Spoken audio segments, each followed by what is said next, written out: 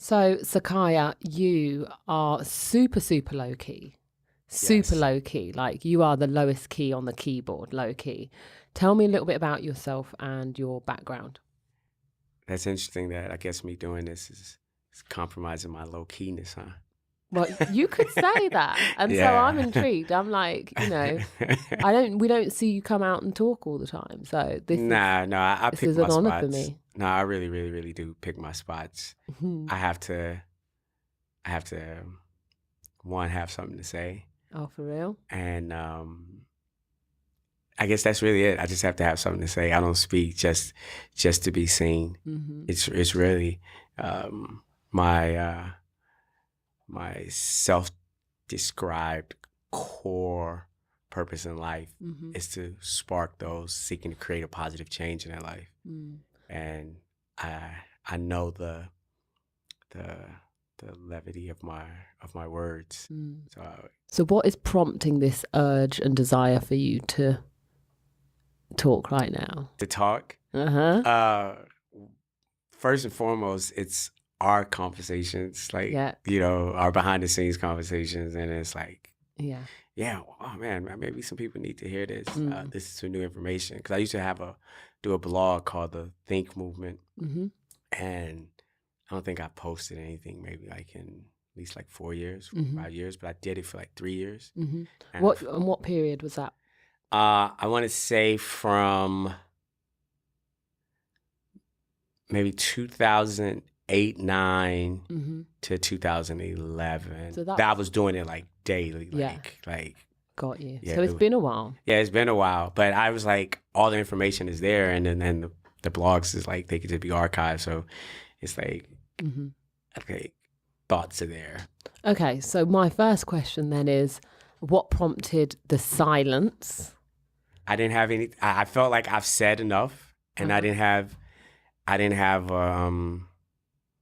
really have anything to say. Like I do these lectures in Atlanta like twice a year, and that was enough outlet for me, because I would be able to talk to people that from around the world at this particular Entrepreneur Institute. So, and what are normally your topics of discussion when you? Oh, it's all about the power of thought. Like that's my whole thing. So this is the thing. You have the title of VP, Vice President of Thoughts at Yeezy Brand. Yes. And now for those of you that don't, this is a Sakiya and Louise conversation. So Sakiya and I are neighbors. We met when? Maybe like 7 months ago. I mean, maybe 7 months ago. Let's take it all the way back to the moment we met, because this was a really interesting occurrence for me, because I feel like the later you go in life, you very rarely have these kind of chance meetings with people that affect you in a profound way. And I feel like we bumped into one another in the lift. Yeah, and you was very impressed with my outfit. I was like, felt compelled to tell me. I literally wanted to just steal the jumper and track bottoms you were wearing. I remember commending your taste level that day. I can remember.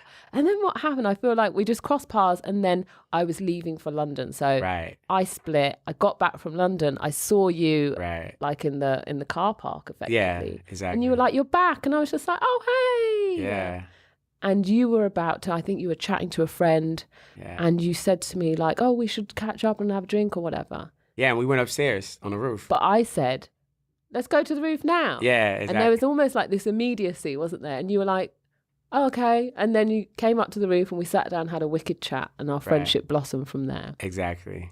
So what normally happens with you and I is I'll probably bombard your apartment maybe once a fortnight. Yeah. You make peach green tea. Yeah. I kind of make myself comfy on the sofa, and we just have a powwow. We just literally just, put the world to rights. Yes. So is this going to be one of those? Absolutely. I told you, just to forewarn all the listeners, I'm not speaking to appease anyone. So, I'm not speaking to appease anyone right now. So is this going to be one of those polarizing discussions?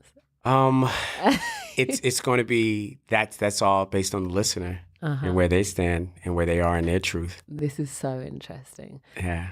because you've currently just come back from this trip in Wyoming. Yes. Where guys have been working, obviously, with Yeezy, with Ye putting down his album. Yes. How long has that process taken? When did you go out there? We was out there the whole month of May. Mm-hmm. Yeah, the entire month. Got you. What went down in Wyoming? Just a lot of creativity. Mm-hmm. Like, yeah, just a lot of creativity. A lot of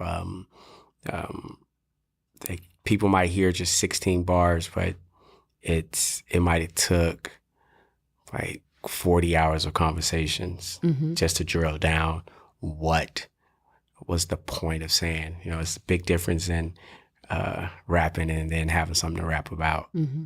So the Wyoming trip was essentially everything geared towards the album. Yeah, the releases. You had Pusha, Ye, Kids See Ghost. Then Nas is coming a week from today. Mm-hmm. And then Tiana Taylor. Mm-hmm. So you're going to be heading back there as well? No.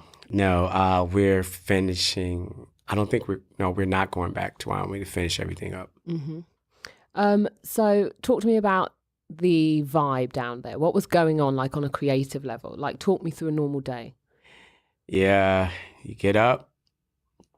Sometimes we take walks to talk. The producers would be presenting their ideas as far as how tracks should go, and the writers would present their ideas on where the content should go. And that would be going on for 12, 14 hours a day. Wow. Oh my God. Yeah, easily. And what would be your part in those discussions? Like, where just listening to it, and like, it's just the thoughts. Mm-hmm. And it's like, that line implies this. This line has a high probability of being received like this. Is that what you're truly trying to say? Mm-hmm.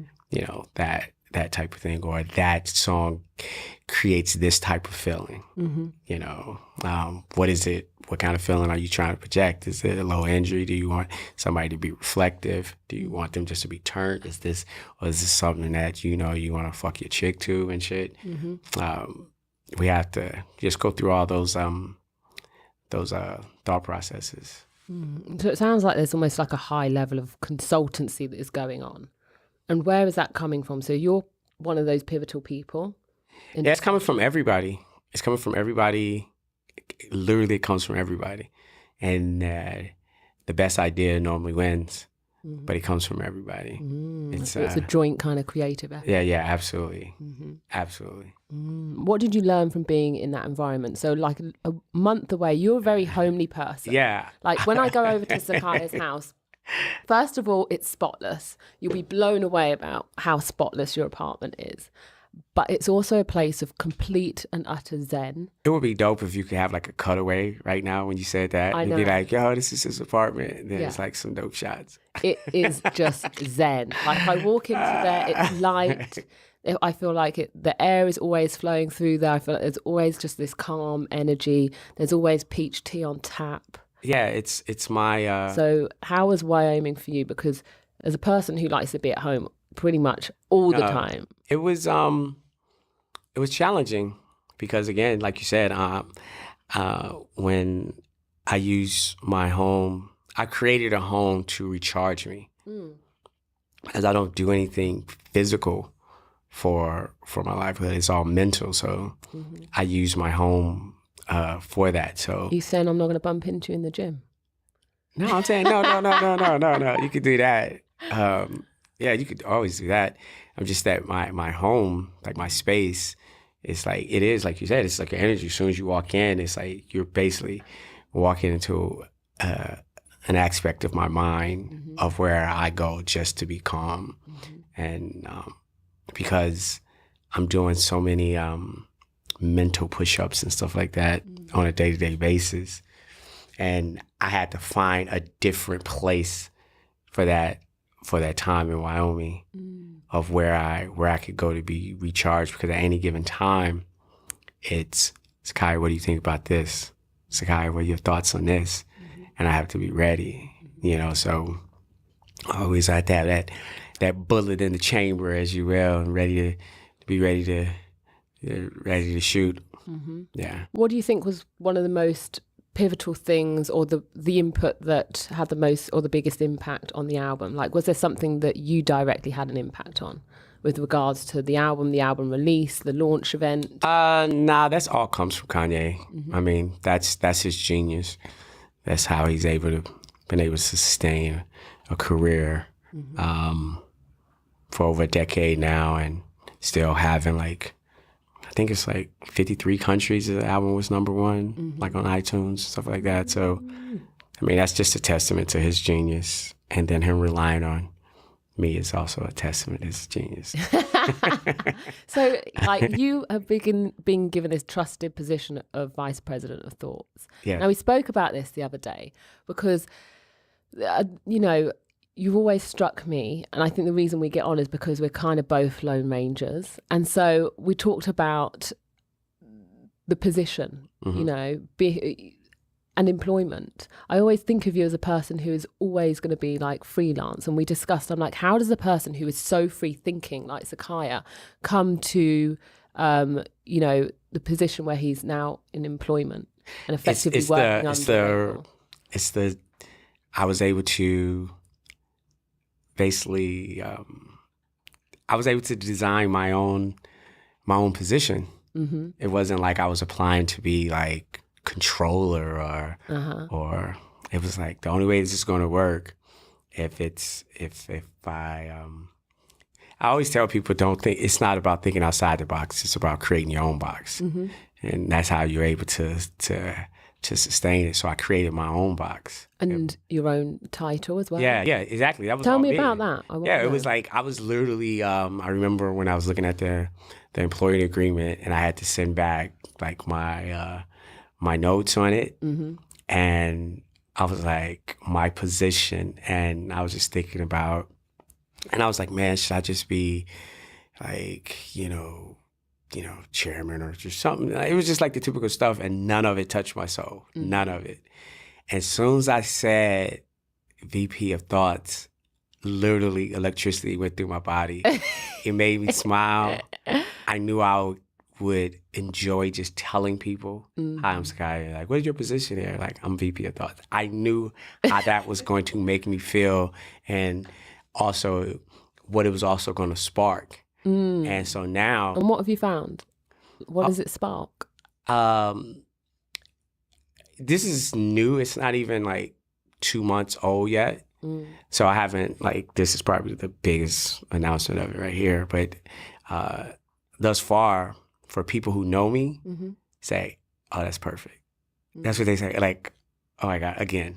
It's like, you're batting 1,000. And it's like, yo, so, and then I met some I don't want to say kids, but they're younger than me. And at the Soul House, like a couple of days ago, and it turns out that we kind of like kindred spirits. And it was all, the connection was me saying I was the VP of Thoughts. And they was like, that's kind of similar to it. And then they was trying to get me to take them through a session. And I was like, I tell you what's wrong for free. I tell you how to fix it for a fee. You got bars as well. Yeah. I was like, nah. Because I peeped what they was doing. There's certain aspects of life that moves in slow motion for me. It really does. Like just certain like when the way that I've been able to be successful, because I had a company, well, I still do. It's called We Think LLC, where that was like my full-fledged, like just being a business consultant. And I could just come in and within like 20 minutes, figure the situation out and the solution. It's not just, because everybody can tell you what's wrong, but then as you have to come up with viable solutions for that client. So over the years, I've like trained myself to be an acute listener. And as people are talking, a puzzle is literally coming together in my mind. It's been times when this is just on the money side, that the solution would come to me in like 15 minutes, but I would have to wait like 2 weeks to tell them just so I could get paid. Hey. Because it will be like... Well, that's called business. Yeah, it'd just be like, you know, because, yeah, you just have to be like, okay, I see exactly what this is. So talking about solutions, right? Because obviously, you know, Ye's just released his album, but he's also coming off of the backlash of the TMZ interview. Yeah. Now, we spoke about this very briefly because you've been going back and forth to Wyoming, and so we've had very small kind of exchanges and opportunities to sit down and talk. And I felt like when I sat down and I watched both the Charlemagne interview and then also the TMZ interview, I was like, I see how you and Ye both influence one another. Right. Because I felt like the conversation on TMZ was the type of conversation that you and I would sit down to and discuss over a cup of tea. Right. Not on like TMZ. Is that how, like, I feel like that was a conversation behind closed doors? Which spilled over into the national That's a great way domain. of describing it. Like, and it spilled over. And the obvious that it got, you know, all the headlines, the clickbait and things of that nature. But this is just my personal opinion. Mm-hmm. It was something that it was what's defined as a harsh reality that needed to be put out in the universe. Mm-hmm. It's I understand the backlash of it because the systems in place now rely on the non-thinking, the non-critical thinking. You know, so that TMZ moment, it was needed. How, I feel like, had you been the person that was interviewed, or what would you, I feel like the question that I want to ask is, how would you have articulated it to get the point across? Because I know in my heart of hearts, you two had that discussion. You know what's interesting is, I think it was said the right way to do what it did, because I probably would have done it in too much of a philosophical, intellectual way. And it would have landed in a way that was like, oh, I kind of understand. Yeah, it would have been like, and what, like a very like massage, like cool way, like Sakiya is like he's just, he's super dope with his words and stuff like that. Versus bam, this is what it is. And the thing is, but see, the bugged out thing is that's the power of the written word versus what people hear. Because people read, he says slavery is a choice, but if you listen to it, he never said slavery is a choice. What does he say? He said for 400 years, that sounds like a choice to me. It was all of them. I mean, it was all of us and just them. But you know, I don't want to define it as just slavery, because that's just too black and white. I'm actually talking about mental imprisonment. We're mentally imprisoned. We're scared to have like our free thoughts. So if you listen to that, but that again, the clickbait, I understand the business model, TMZ, you know, they have, like, he has a staff that he has to pay. He makes his money through advertising and stuff like that. And just that headline, Kanye West says that slavery is a choice. It's just not factual. But most people are just going to look at that headline and then go.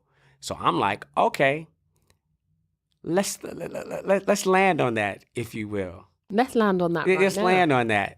How can you, I ask you now, I'm coming from strictly a very non-apologetic philosophical perspective now. How can you enslave the mind that refuses to be enslaved? I feel like we kind of have the privilege of free thought and freedom of speech. So it's easy for us to say this now in 2018. You know, I find that so disrespectful.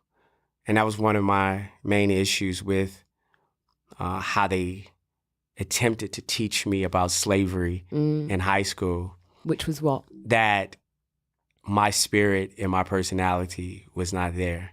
I'm a highly, highly confident, borderline cocky individual. But I'm not that presumptuous to think that this is the first time this perspective has been, like, this is a modern thing. And what they don't, again, they don't just, and I understand why, they don't really teach about people like myself, because I'm not good for the system. Because I'm a free thinker. Is that a threat to the system? As it is today. And where is the system currently at? Why do you think we're focusing so much time and attention on this clickbait, on this slavery as a choice, rather than having a discussion about where we're at? Because it doesn't want to wake up minds. If people realize how much power they have within themselves, and it comes down to like free will. The system is built on success and failure. It all depends on which one you choose. Failure, like, and it's the old adage is like, you know, it's you only fail when you give up trying and stuff like that. It's like those things. But I refuse to believe. And then if you just read like history books, they talk about. Let me pause real quick, and not pause, but let me just make this point first. When the slavery headline came out, people just gave two choices. Yeah. You're either going to be a slave or you died. And that's fucking idiotic to me. What's the other choice? You trying to tell me that I didn't have an opportunity to outthink somebody? Outsmart? Revolt? Yeah, outsmart. Yes, it's like there were slaves who just walked off. It was like, yo, fuck this. Like, I'm out. There were slaves who fought, like Nat Turner. You see how that ended. You had former slaves like Harriet Tubman. You actually have, it's documented, there were slaves who actually bought themselves out of slavery. Why aren't we hearing those stories? Because the system needs submissive minds. They need you to comply. They need you to assimilate. They need that. They need you to, the powers that be know they only have to do one thing. Convince you that you don't have any. That's all they have to do. And then once they do that, you're there to serve them. Right? You trying to tell me, let's just say this. Let's say, regardless of what the situation is, if you try to capture me, it doesn't make a difference if this was in the Genghis Khan time or the current, what they define as the Trump era, right? And you put me in a situation and I start the negotiations by saying, are you willing to die to keep me a slave? Because I'm willing to die not to be one. And if I start the conversation right there, now let's have a real conversation right now. Now, it just comes down to who believes in what they believe in the most. Now, somebody, as they say regarding, it was an old joke. It's inappropriate, but I'm going to say it anyway. It sounds like gay sex. Somebody got to lay down. For real. So that somebody's going to have to submit. Yeah, somebody's going to have to submit. That's one thing I've never understood about like you're not a submissive character whatsoever. Oh, actually I am, but it's by choice. Right. Do you understand? I understand exactly what you're saying. Like I can fall in love and I can fall out of love, but it's my choice. Like it's my choice. I do this willingly. Like. So do you think that, going back to obviously the comments about slavery as a choice, this was very much a social commentary on where we're at in society right now. And so what is it that you felt was overshadowed by the clickbait and the slavery as a choice, and what wasn't heard and what didn't land? It was talking about we're in the mental prisons, you know. And what's that? Employment? I think it's more like the biggest thing is just consumption, consumerism. People feel like they need the next thing. You know, we consume on such a rapid rate right now. It's And what are we talking about? Everything. We're talking about you need consume like attention on social media. We need to consume like music. I mean, even though I'm kind of in that field. But well, this is the thing. It's like we're talking about And we're talking about, okay, mental imprisonment and consumption. Right. Like we are just consuming. Right. But if we look at what the brand is engaged in, clothing, music, media, all of the areas that you talk about is almost the areas where you're making money from as well. Yeah. I put it like this. I have for me personally, and I'm not here to project and say that my way is the way. My way is a way. I know that everything has a purpose, but there's no one purpose for everything. So just think why you're doing something and make that choice for yourself. Don't be a blind sheep. That's what, and I just know that there are people who have gone throughout their life never questioning why they're doing something. That's why I don't like traditions, because tradition is just for me, a tradition is nothing more than a timestamp when somebody else was satisfied with whatever their options were at that moment. So by default, you're asking me to deny new information. So what's happening now? Is this the beginning of anti-traditionalism? Is this the start? Nah. Because I feel like, do you know what I find has been the biggest kind of fallout from this whole slavery as a choice conversation? And I feel like it's positively moved things forward, whilst there has been whilst there's clear upset and people feeling, caught up in their feelings, yeah. Yeah. I also feel like, you know what? We're all having that conversation now. Yeah. For a week after the event, we're talking about slavery. We're educating ourselves as to, okay, well, what was the deal? Like, did people revolt and escape? Think about now having to think on a completely different level. Even again, I have to emphasize that it wasn't talking about slavery, is more talking about the mental aspect of it. But if you look at slavery, if I American slavery, just let me look at American slavery, everybody was not in physical bondage. Yeah. There were people just out there roaming. They would actually give them, and what I define as a weapon, if you're giving me some type of tool to be out there in the field that I can use. They broke the mind down. Right. It was mental. There was a system put in place to make you embrace yourself as a slave. So this is a really interesting thing. I want to keep talking about mental imprisonment. Yes. Because you were a person who I realized from the get-go is supremely confident. I want to know where that comes from. And how that was that something you've always had? Is it something you grew up with, or something it's something I've always had, and it's one of the greatest decisions I ever made in my life was to protect it. How do you protect it? How do you protect your confidence?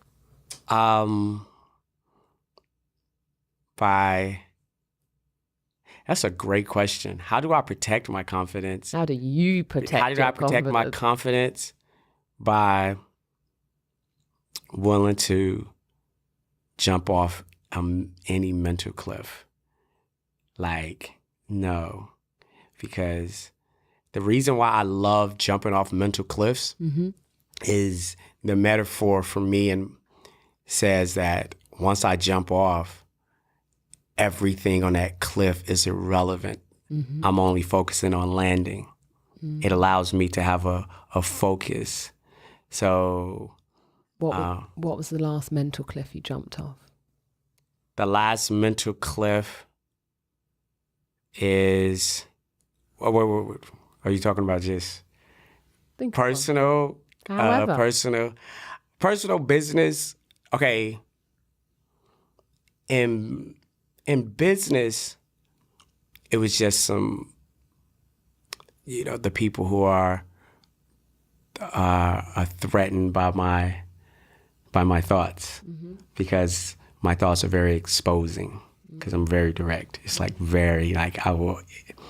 it will be exposed quickly. Personally, it's just just relationship, my standard relationship stuff, and not allowing someone to talk to me in a certain way or mistreat me in a way. I'm not, by no means am I saying that I'm perfect in either realm. But yet I won't get boxed in either. Mm-hmm. And it's like, and it's interesting that like in that relationship, if the dynamic relationships is like, it's two people trying to get the other person to submit to their will. Completely. And it's like, yo, what do I need to do? Oh my God. What do you need to do?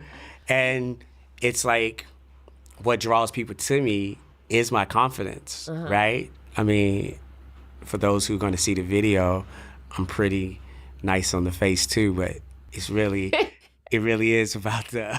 You're all right. yeah, it really is. No, I've been told. You're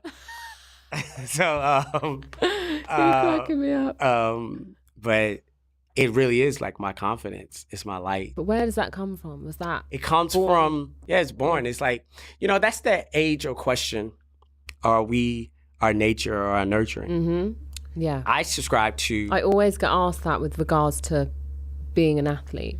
Like, are you just athlete or is that something you developed? I'm like, I was born an athlete. Yeah, absolutely. I just worked on it. Yeah, and kept working every day. Absolutely. I think, I can't. So in a way, no, let me just speak unapologetically. I was just about to edit myself. We are our nature because we are more our nature than our nurturing. Nurturing is important, but we are the fundamentalness of self is the nature, because your nature dictates how you're going to respond to the nurturing. There's a 50-50 chance that whatever happens to you, that you're either going to embrace it or you're going to reject it. Yeah. So it requires, it ignites something in you to say, this is for me. So I've been hearing all my life, it's just something about you. It's just something different about you. Sometimes when I look at my siblings, and I'm one of 7, and I'm literally like one of 7. It was like... Where do you fall in the 7? I'm the 3rd child, oldest boy. And my aunt, she's always saying that the reason why I am because of my birth order and stuff like that. And I'm like, no, fuck that. I think that's definitely affected me. Like, being the only girl, I have 2 older brothers and the youngest. Again, you're going to be who you're going to be. Like, it's like... But then you can perfect, like, I genuinely feel like the person I am and the reason that I got so far in my athletics career was because I'm looking at my brothers and I'm looking at the mistakes and choices that they're making in life, and I'm youngest, altering my path. Yeah. I'm saying to who you are, if you was the oldest and being who you are, you'd have been like, I'm doing this to set an example for them. So your motivation, you would still be you, but your motivation would it'd be different. It'd be like, man, I'm gonna be number 1 regardless. I don't care what's in front of me. Like, I was a loner in my household. I'm a loner now. It ain't like, but that's just who I am. Because if I was truly an extrovert, I would have got out of the house and like, I need everybody around me. Nah. Like, but I feel like the weird thing is, you say you're a loner and you love being at home. Clearly a hermit, like myself. I'm very socially awkward. But you're quite simply, I kind of feel like you are an extrovert. Your personality is 100% extrovert. Nah. But there's this social introvertedness. Space. Yeah, in my own space. Yeah. Like, I'm like, anything anybody ever hear me say, in my mind, it's 100 times louder. Why do I believe you? Yeah, like, this is my, y'all are witnessing right now my Clark Kent version of me, just so I can somewhat I want some that Superman. But like, so I don't prefer to speak to people, but I won't let that stop me from progressing.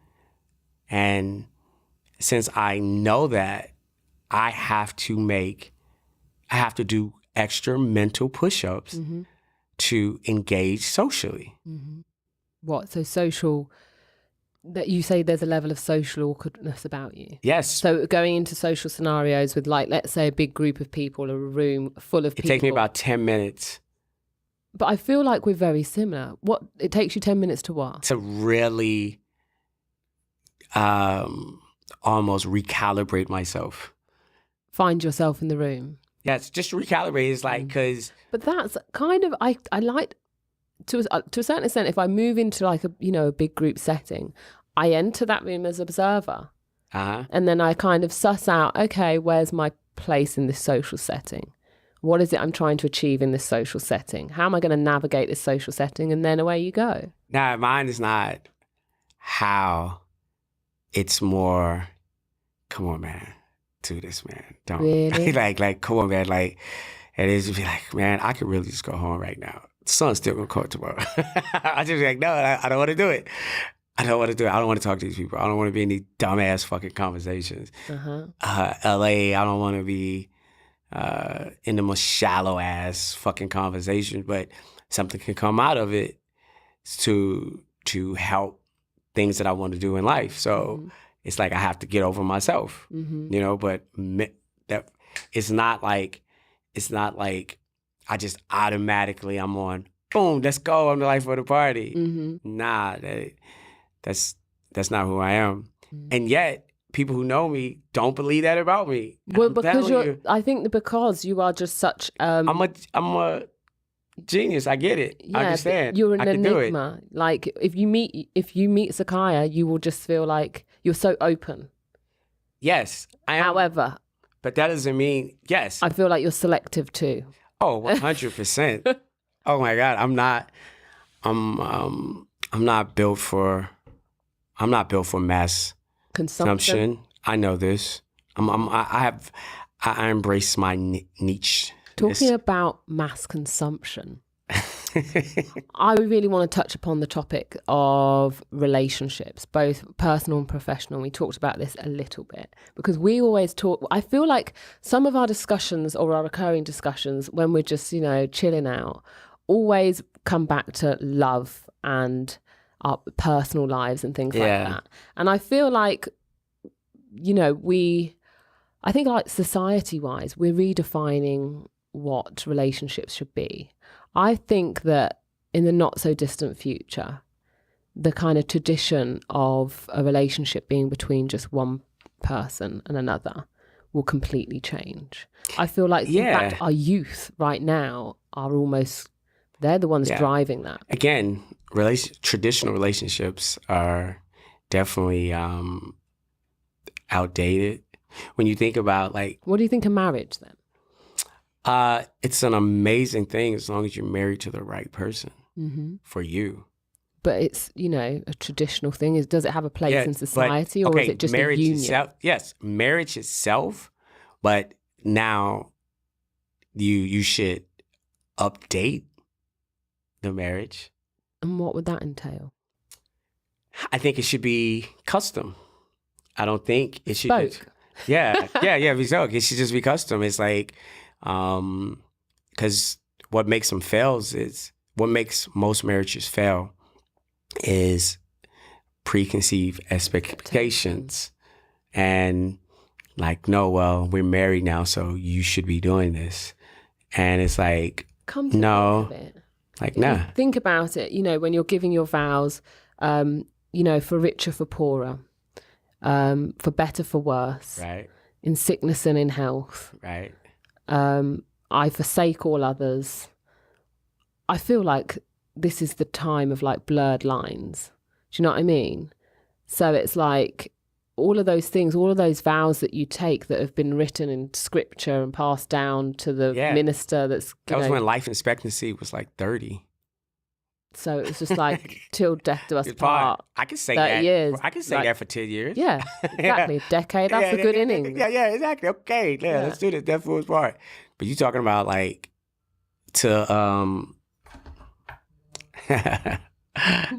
man, that's funny. What's funny? The person is calling me right now. Yeah. Slay Sunday. I'll just call him back. Marriage is It could be fun. It could be an amazing thing. I'm not anti-marriage. I'm just anti being married to the wrong person. So what would a modern version of marriage look like to you? Again, for me, me being married to somebody who can live in full transparency and their truth. Because we often talk about honesty, don't we? Yeah. Like that's what I just say. Full transparency and their truth. But how honest is too honest? Like, what level do you take it? Like, you know, there are just certain things I feel in relationships that I would you say, just cannot express because you are in danger of hurting someone. Well, that's kind of like a sign that you're with the wrong person. Really? So you think that when you meet the right person, you can be 100% honest? Absolutely. Is that what you strive for? That's what I strive for. A lot of people like the facade. Mm-hmm. They like the lie. They like the fantasy. Mm-hmm. And then here I come crashing that. Oh, and really telling you how those pants look on you. Mm-hmm. And coming with a solution of a better looking pair of pants for you. Oh, damn it. So when your friends come to you for relationship advice, more often than not, what is it you're noticing? And what is there something that you feel is a recurring theme? People not being honest with their they're not being honest in how they express their emotions. How so? Because they're... Give me an example. Give you an example. Somebody who's used to being like with multiple people, right? Mm-hmm. And there's a certain limited interaction emotionally with these people. And then they find somebody that they really, really like. And they go super duper the polar opposite, mm-hmm. right? And then one thing happens and they just freak out. Mm-hmm. And it's like, dude, you was actually lying to that person because you wasn't showing your true self. You were just trying to show the soft side because you felt like the harsh side was for the little randoms and stuff like that. But you have to be able to be strong enough to express to someone your whole self. Yeah, your whole self, because complete vulnerability. But to your point, I think it's a responsibility for people to protect people from them as well. Like there's a as I define, there's a donkey in me, and when stuff happens, I feel that donkey kicking that cage. And when he comes out, he does not give a fuck. He's fucking up everything. And it's like, but that donkey is, that's, wow. The donkey in me is what protects my confidence. The donkey in me. The donkey don't give a fuck. It doesn't give a fuck. And it's like, oh, I feel it. Mm-hmm. And it's like, he kicks his cage and I'll be like, and I try to warn like all the time, like, look, like this. If someone's pressing your button. Yeah, it's like, but then. What are your warning signs? Like if you're in a relationship, what are your warning signs? If someone's pushing your buttons, how are you likely to express that? Listen, this is how that made me feel. That particular thing right there. It's not personal. If anybody does that, I'm going to take issue with it. Is that a deal breaker for you? Because I'm telling you and then sometimes they, come back with attitude and I'll be like, okay. Mm-hmm. And then at that, it's a choice. Mm-hmm. Like for me, I'm gonna emphasize, it was a choice for me to say, is what I'm getting worth what I'm getting? Mm-hmm. And the moment I say, this is not worth what I'm getting, I'm going to apply that information. Mm-hmm. Yes, I'm going to apply that information. So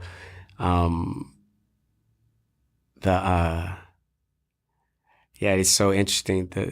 The donkey It's definitely it's the donkey. Even like in relationships, like personal and stuff, like, and it's like people, how you said, like you meet me and it's like it seems so zen and whatnot, which it is. That is truly who I am. It's an aspect of me. It's not the complete me. I'm not only zen. There's a yin and yang to me. I can be as yin as zen. I'm sorry. I can be as zen as a reincarnated Buddha or something. But I can also be like Genghis Khan who breaks the back of his best friend. Now, which one do you want? Yeah, which one? Deep. I think everybody has that level of duality, that level of press my buttons and you will learn. Yeah, I just use mine in very constructive ways. How do you bring it back when Genghis Khan and your donkey is like bucking up inside you? You know, what's interesting is... Because I struggle, I'm not going to lie. What's interesting is, one, knowing it, and normally when the donkey comes out, I'm happy. Because I know the donkey's purpose. It's like... Because I don't lead with my donkey, ever. I never lead with that.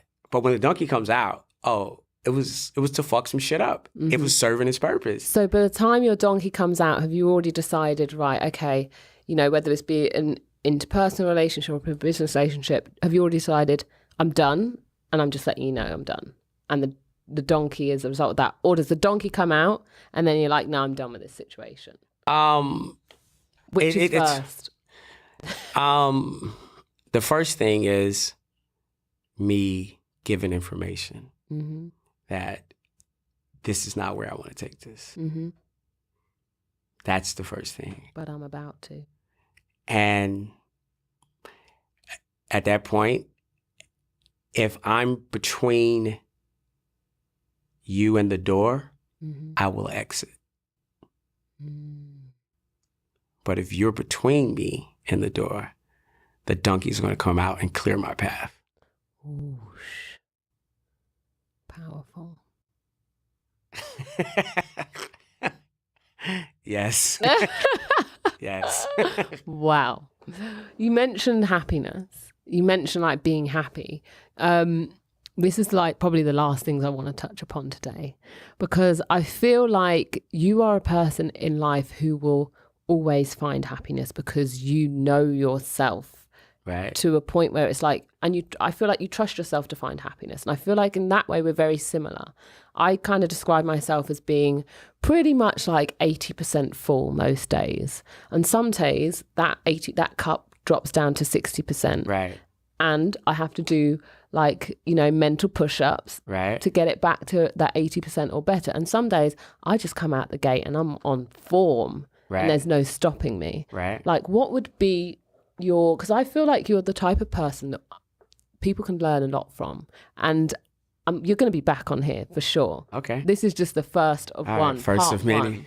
First of many. And I want to know what your advice would be to people whose cups are feeling low, and how do you fill yourself up? Everybody contents of their cup is going to be different. The first thing is just to acknowledge it and don't have a negative thought association to it. It's like for me, sometimes it's feeding birds. It's like it just makes me, and I don't know if it's because it's an eternal thing. It's not like I'm talking to the birds and stuff like that. The best way I could describe it is if somebody was to tell you that they dropped their keys in a dark basement, you wouldn't tell them to go outside where the light is to find their keys. Because by doing so, you are ensured that they're never going to find their keys. You have to be willing to fumble down there in the darkness until you find your keys. The same thing with happiness. You have to explore yourself. You have to be unafraid to explore those dark corners in your mind. And, you know, it's all internal.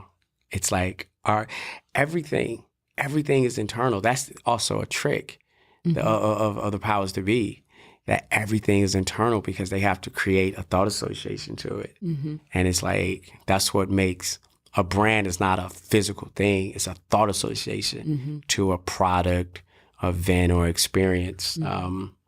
That's why you look at the cameras on the roller coasters, everybody's having a different experience on the exact same ride. It's their thought association. Are people having fun? Are they in danger? Anxiety? What's the thought association with Yeezy Brand?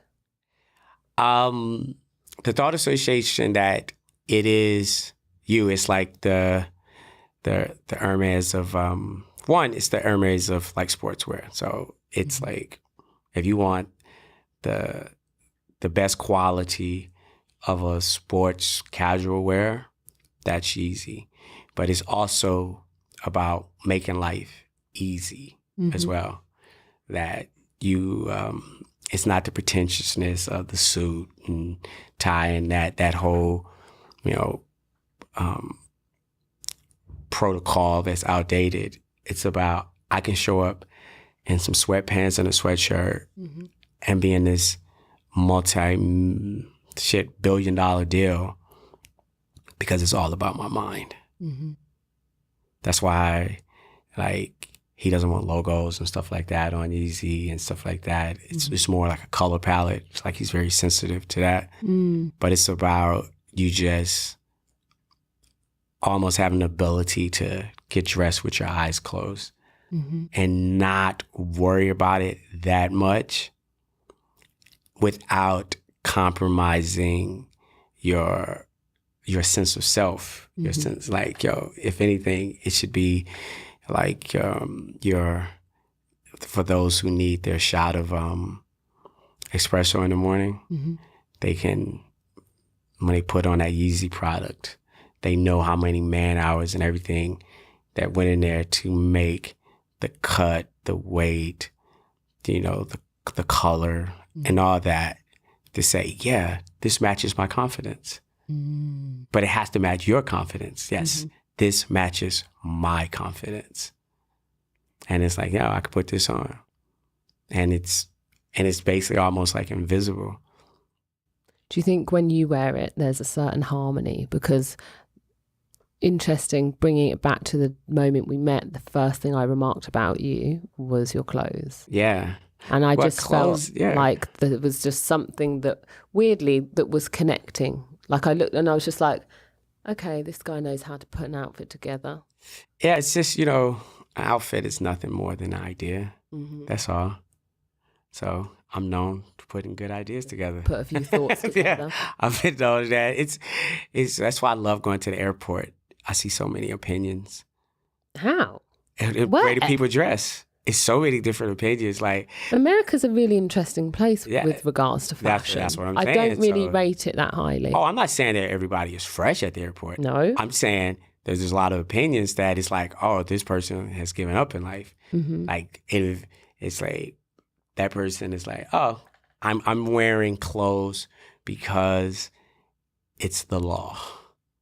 That's it. It's compulsory because otherwise TSA would it's like, not let me through. It's just interesting, colors, texture, because it's all just whoever made that piece of clothing, that was just their opinion of that piece of clothing. And then it's like, wow, that connected with that person. All the options that person had in whatever the clothing store, that's what they chose. Do you think that's the same with relationships? Of all the options? Yeah, absolutely. So you think that your partner reflects... Absolutely. And we had this conversation, Did we? Yes, we had this conversation. Yes, absolutely. So you feel like your partner is a direct reflection of you? 100%. So if your partner walked down the street looking like a hot mess, what happens? Like, seriously, as a person who is, It all depends on the degree of it. It's a certain degree that I just can't. If it was bad, Sakiya. Like, bad, it's not my partner. Really? 100%. You wouldn't even entertain the idea of dating someone who had no dress sense? as long as they was willing to take new information. So, yeah, because I was going to say you could help them. Oh, yeah, 100%. You know, I styled you and stuff. Yeah, absolutely. Did you? Yeah, come on. You know, I was like, yo, this I'm right here. I'm responsible for all of this. No. You know I styled you. Come on. But, I did. I'm not going to lie. Yeah. He took me down to Adidas and we went in. Yeah. So, and to me, that's just something I bring to the table. It would be like if you was dating a CPA, I would think that your accounting is going to be on point. Yeah, you'd hope so, wouldn't you? Yeah, like, and then it's like, how would you look at that person if that person just allowed you to just not have your shit in order? That's how I am. So I'm not going to allow somebody to use that against me. So, no. Now, I'm not saying that we need to be walking down the street like Bobsy twins and stuff like that, but I'm going to take information from you. You're going to take information from me. And that's just any relationship that I'm going to be in. Deep. What is next for Yeezy Brand and Sakiya Sandifer? Just extending it more to a Yeezy, I would say universe, like where people are going to be walking to Yeezy homes. They're going to be seeing like Yeezy technologies. So we're talking about like home furnishings? Home furnishings and actually physical homes too, and spaces and stuff like that. So hang on, I feel like I saw an interview with Kanye about land. That the Charlemagne interview. Yeah. Yes. And it's like, yo, just going to start, it's coming out more now, but he's always been very, very, very, very into architecture, you know, and spaces and proportions and things of that nature and tones and stuff. So, what about gym spaces? Yeah, he wants to do Yeezy gyms as well. So, Yeezy gyms. He wants to do probably going to be, not probably. I spoke that incorrectly. It's going to be part of the retail experience for Yeezy. And you mentioned, so there's homes and then there was something else. It's everything. It's like, it's going to be Yeezy. Yeezy can be anything. Yeezy world. That's what I'm saying. Yeezy could be bed sheets. Yeezy could be a toothbrush. And what about your ironing board? It could be an ironing board. But yeah. Sakiya's got this bad ironing board. Yeah. Oh my God. I walked in, I was like, damn. It took me a while. I wanted the ironing board to reflect the space. Like, oh yeah, that looks like that should belong in my ironing board looks like shit. And that's only because I'm coming around to iron at your house. Because you just settled. I did. Exactly. He's got me pinned. Yeah, that's all. He's like, oh, you would put it like this. You were more into just the function of it. Right. And to me, aesthetics is a function for me. I literally, and this is probably one of the things I'm most guilty of. I make these rash decisions where I'm just like, hey, let me just fix this. Like, I need an ironing board. Give me an ironing board. I will fix that at a later date, as and when. Yeah, it took me almost a year to find that ironing board. What was happening? You just walking around in crinkled clothes? No, never that. I have a steamer. Yeah, I wouldn't. That's one of my. I can't stand wrinkled clothes. No. I iron my clothes to go to the gym. That's what Lycra doesn't require ironing. So it all depends on the body has been put on. If they ain't do it right. That's true. You know, it'd be like, it shouldn't. What's next for you? Next for me is I really want to get into doing my like passion projects is doing boutique hotels because like even like my apartment was a prototype of how I would put a space together. I want to be able to create that type of space and multiply it and scale it. And then that way. Would that start in Chicago? I don't know. It's gonna start where the opportunity presents itself. You know, it's like I don't want to limit myself to Chicago when there might be an opportunity in Miami or LA or Cancun. You know, it's going to be or Utah, wherever it is. It's going to be with opportunity, but that's what I'm focusing on having completed. I've given myself a 3-year deadline. And something tells me it's going to happen because that's just who you are. Yeah. It's just something to do. Like, it really is. Again, it's just a choice, man. It's like when I tell you that this life that we know it is sort of like a video game. Mm-hmm. It's real, but it's not real. You know, Einstein died trying to figure out the theory of everything. Mm-hmm. I've cracked it. What is it? The theory of everything is that everything is nothing until you make it something. It's just that fucking simple. Everything is nothing until you make it something. I love it. So once you realize that, now that's great responsibility. Mm-hmm. Because if you continue that train of thought, there's no absolute good, there's no absolute bad. Mm. And that's super ambiguous. Yeah, because like when you know that, when you really truly adopt that, what are you willing to do at that point? What are your choices? What are the choices you're going to make? Yeah, yeah. What are your choices with decisions? Because it's like, does it matter? I've never seen like a casket with bunk beds in it. Mm-hmm. You know, you're just gonna be in there by yourself, your body. So it doesn't matter. And if you're really operating that free, like, like why not choose to have a mindset of being invincible? Mm-hmm. And then put the work behind it. And then see what you can achieve. And then it's just something to do. Mm-hmm. It just comes down to just like, it's just something to do. It's like, oh shit. I'm pretty sure like in accomplishments that you've done thus far, you could track back when you first had a thought that this is what I'm going to do. Yeah. I can remember thinking, I'm going to be Olympian. Yeah. And that was it. It was never, I was young. I was like 8.